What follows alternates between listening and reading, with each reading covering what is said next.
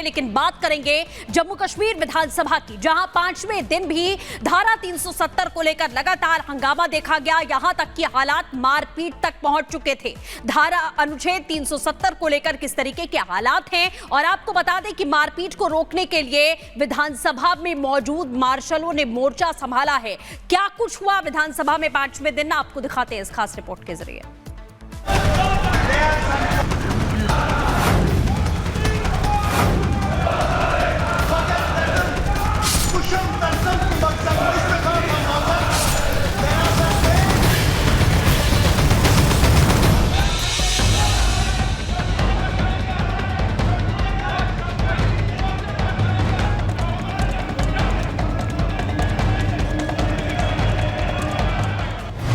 जम्मू कश्मीर विधानसभा में फिर हुई हाथापाई। Don't allow anybody to enter the well. Remove them, remove them. पक्ष विपक्ष के विधायकों ने एक दूसरे को मारे घूंसे। Please take your seat. Please take your seat. Remove these people from the house. सदन की मर्यादा हुई तार-तार। विधानसभा में जमकर बवाल। सबसे पहले आप इन तस्वीरों को देख लीजिए। देखिए माननीय विधायक कैसे सदन की मर्यादा को तार-तार कर रहे हैं। देख लीजिए कैसे सत्ता पक्ष और विपक्ष के विधायक एक दूसरे पर लात घूंसे बरसा रहे हैं।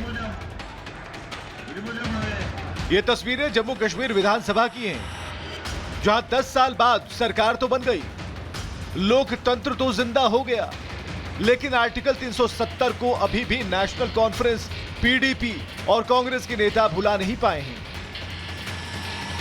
और विधानसभा में जो ये बवाल हुआ है, उसकी जड़ वही अनुच्छेद 370 है, जिसे मोदी सरकार ने 5 अगस्त 2019 को संविधान में संशोधन करके खत्म कर दिया था।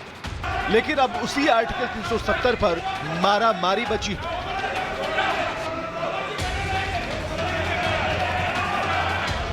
आज जब जम्मू कश्मीर विधानसभा का सत्र शुरू हुआ तो पीडीपी विधायकों की तरफ से अनुच्छेद 370 की बहाली से जुड़े बैनर दिखाए गए। इसके बाद बीजेपी विधायकों ने आर्टिकल 370 को लेकर लाए गए प्रस्ताव का विरोध करना शुरू कर दिया। फिर क्या था, सत्ता पक्ष और विपक्ष के विधायक एक दूसरे से भिड़ गए। और इसके बाद क्या हुआ, उससे जुड़ी कुछ तस्वीरें आपके सामने हैं। विधायकों ने एक दूसरे की कॉलर पकड़ी और दे दनादन शुरू हो गया। जो अपने विरोधी को जितना मार पाया उतने घूंसे लगा दिए। देखते ही देखते बवाल इतना बढ़ा कि स्पीकर को हंगामा करने वाले विधायकों को बाहर निकालने का आदेश देना पड़ा।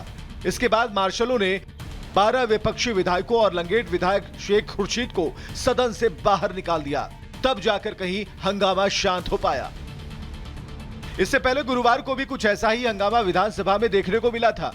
कुछ ऐसी ही हाथापाई हुई थी, जिसके बाद सदन को स्थगित कर दिया गया था। लेकिन पिछले 2 दिनों से मारपीट की जो तस्वीरें लोकतंत्र के मंदिर से आ रही हैं, वो वाकई शर्मसार करने वाली हैं। शर्म आनी चाहिए उन विधायकों को जो लोकतंत्र के मंदिर में खड़े होकर सदन की मर्यादा को तार-तार कर रहे हैं।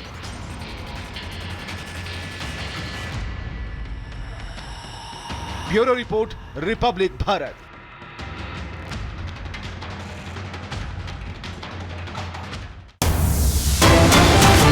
बड़ी खबर इस वक्त आ रही है, कश्मीर को लेकर कांग्रेस एनसी साजिश कर रही है। प्रधानमंत्री ने ये बड़ा हमला बोला है। कांग्रेस कश्मीर को तोड़ने का कारनामा कर रही है।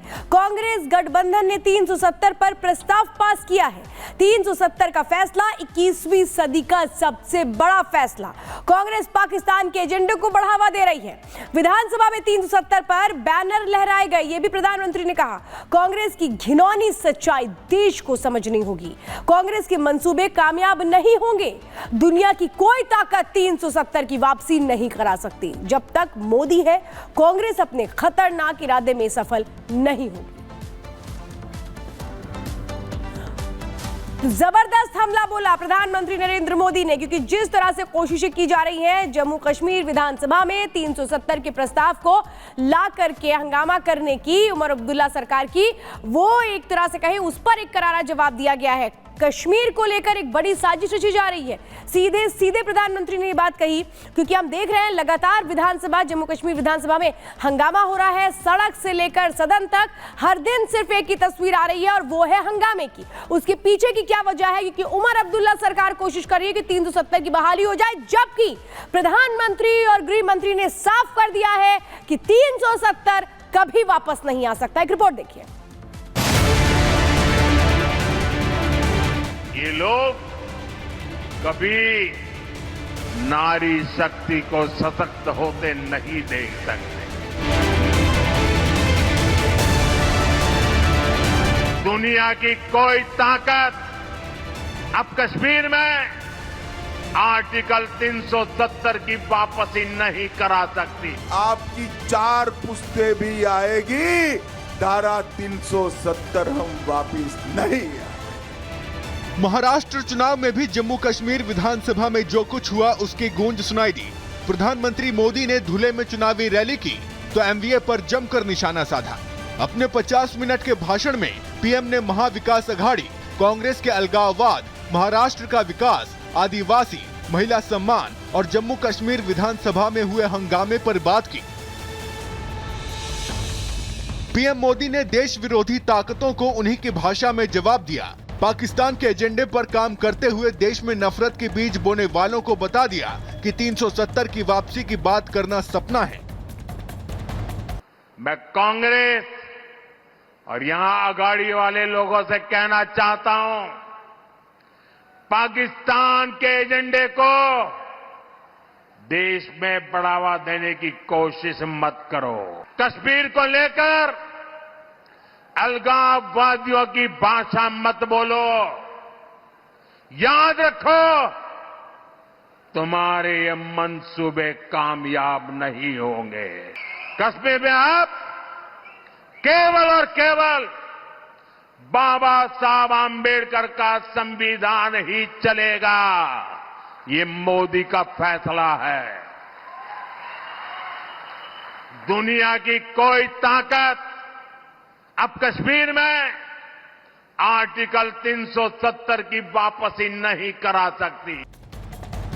सिर्फ पीएम मोदी ही नहीं, गृह मंत्री अमित शाह ने भी विपक्ष पर 370 के जरिए तुष्टीकरण की राजनीति करने का आरोप लगाया। कांग्रेस पार्टी ने भी एक रेजोल्यूशन किया कि धारा 370 वापिस लाइए।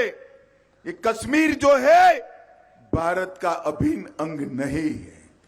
मैं आज संभाजी महाराज की भूमि पर कहकर जाता हूं, मेरी बात मानिएगा शरद पवार साहब, आपकी 4 पुश्तें भी आएगी, धारा 370 हम वापिस नहीं आने देंगे। धुले में चुनावी हुंकार के दौरान पीएम मोदी ने महाविकास अघाड़ी की गाड़ी पर भी तंज कसा।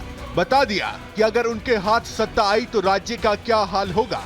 महाअघाड़ी की गाड़ी में वैसे भी ना पहिए हैं, ना ब्रेक है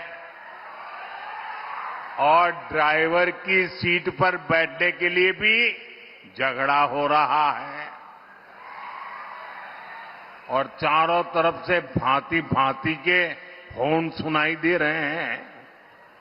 हम जैसे लोग जनता को ईश्वर का रूप मानते हैं, वही कुछ लोगों की राजनीति का आधार है लोगों को लूटना।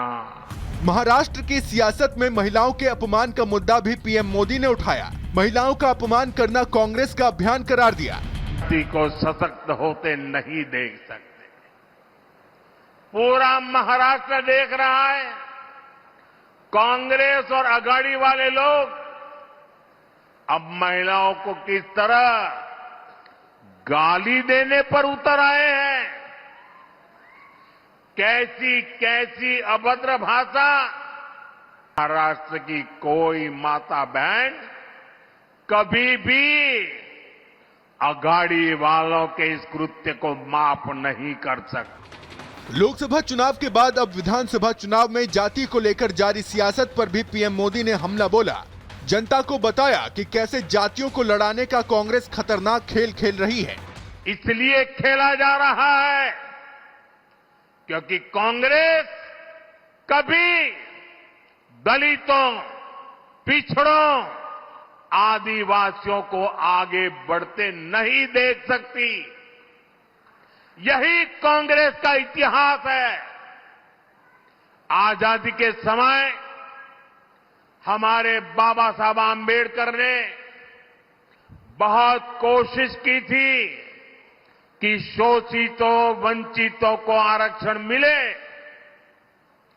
लेकिन नेहरू जी अड़े हुए थे कि किसी भी कीमत पर दलितों, पिछड़ों, आदिवासियों को आरक्षण नहीं दिया जाएगा। इंदिरा जी आई, उन्होंने भी आरक्षण के खिलाफ ऐसा ही रवैया जारी रखा। महाराष्ट्र की 288 सीटों में एक फेज में 20 नवंबर को चुनाव होंगे। लिहाजा हर दल की कोशिश है कि वो दूसरे दल की खामियों से जनता को रूबरू कराए और उसके जरिए वोट पाए। Bureau report, Republic Bharat.